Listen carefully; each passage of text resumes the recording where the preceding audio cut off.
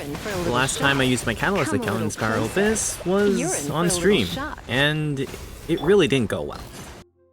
I got 28 stars, which is kind of pathetic, all things considered, because I've had this account for several months now, so I decided to change that.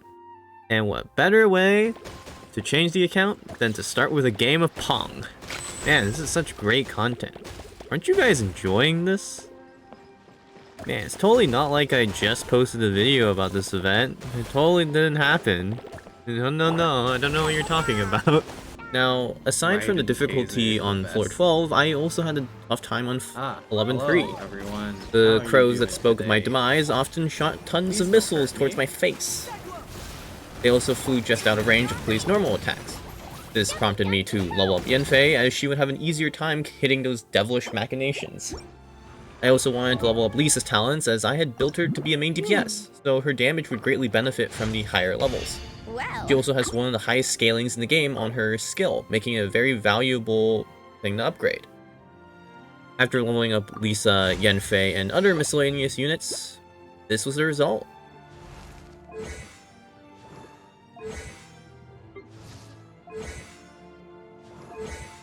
Alright, so this first comp is a Hyperbloom-centric comp. The idea is primarily Lisa is here for Death Shred and of course Hyperbloom activation. Sucrose is here to EM share as well as VV either Hydro or Electro, increasing said damage. Nahida of course is here because Nahida just does damage in general, and also if I don't have her in the team I cannot produce Bloom. And Kokomi here for healing and also to produce the Bloom cores. This, I would say, is a very good team. It's very set. Alright, so let's talk about what I have equipped on these four characters. Right now, weapons-wise, it's Widseth on Lisa for Gilded, with these are the stats. You can pause if you want to see them in more detail. Right now, she has this as her crit ratio, and right now it says 293 EM. However, when I activate an elemental reaction, this gets bumped up to 440 because of the 4-piece Gilded effect. She's a C1, and she also has 898 talents. Sucrose next, and you can see here I have a decent amount of elemental mastery on her, 593. She has a decent amount of ER, thanks to Favonius Codex on her. Artifacts wise, of course, 4-piece VV. I don't think it's any surprise. These are the artifacts. You know, just a lot of EM in general. Kind of thing. I don't have this fully leveled, but it's okay. It's not that much damage loss, so it's okay.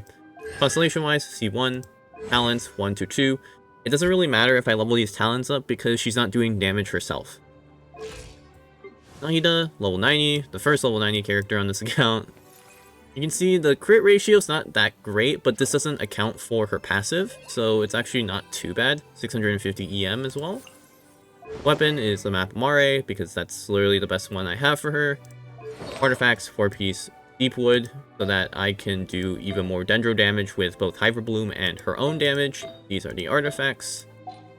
Constellation, C0, because I'm not lucky enough to get, you know, constellations and 5-star characters other than Chi-Chi. Talents, 666. I can't level it past this because I haven't unlocked the boss in Sumeru yet, so yeah, this is as far as I can go with it for now. And last but not least, Kokomi, which I also leveled. I also upgraded her. This is her stats. The energy recharge is fairly important so that I can get full uptime on her skill. Weapon is Proto Amber. Artifacts wise, 4 Ocean Hued Clam, not anything too surprising. And some stuff isn't fully leveled, but that's okay, because she's not doing that much damage anyway. Constellation, C0 of course. Talents, 166. Bombs, so heavy. Now, the second team is, you know, Pyro-based comp, with, you have Klee, Yanfei, Heizo, and Barbara. Barbara here for healing, and also providing Thrilling Tales buff. Heizo here for damage, but also has 4-piece VV. Yanfei is... well, right now I don't have the correct weapon on her, but basically, like, between Klee and Yanfei, I swap between the two in terms of which one is going to be the main DPS, depending on the chamber. So for 11-3, I'm going to be using Yanfei as a main DPS instead of Klee, and then for everything else, probably Klee will be okay. This is just because Klee has very low range, and so in many situations, Yanfei is just honestly better to use because she can actually hit the enemies. So these two toggle between the other frequently. The one problem, though, of course, is that the artifact set I would be using on either one of them, which is a 4-piece Lava Walker set with pretty insane stats, is that this artifact set doesn't work well on Yanfei because of the fact that she has an 80 energy cost burst. So I don't get burst every single rotation, which is kind of annoying. With the teams out of the way, I then decided to hop back into Abyss to see if I could actually get the stars back from floor 11 and floor 12. Bro, the knockback. With Yanfei as the main DPS, I was able to fully clear floor 11, something I wasn't able to do with Klee. However, floor 12 wasn't as accommodating. Go back.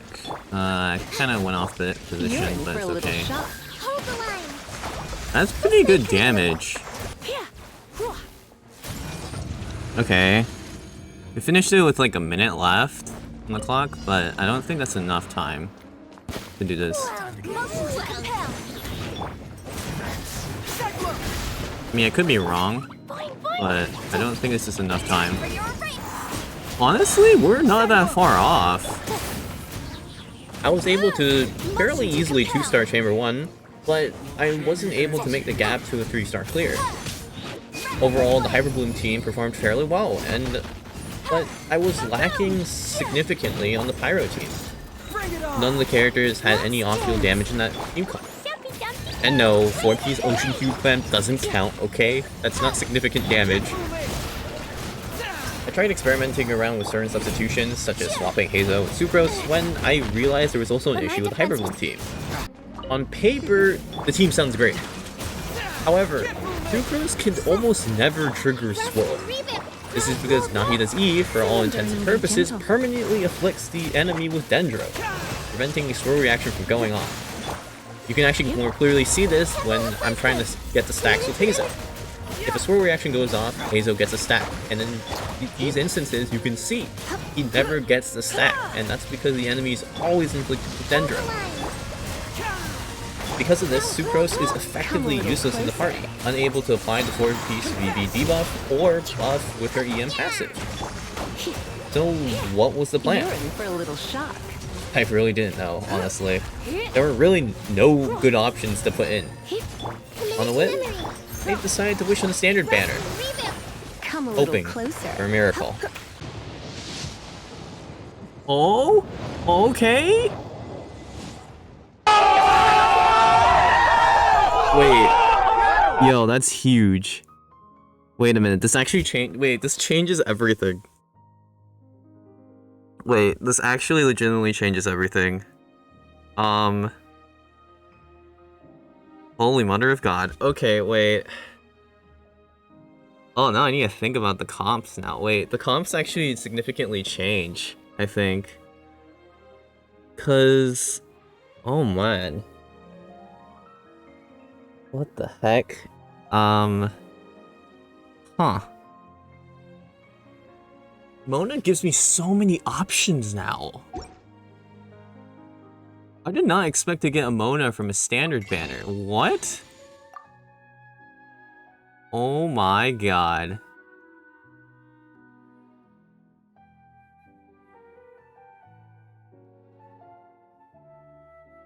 Wait, can we just talk about how lucky this account's been for a second here? I mean, the last... okay, I'm not that lucky. It's been like almost 80 wishes. But our 5 stars have all been things that can benefit us. Like Skyward Atlas.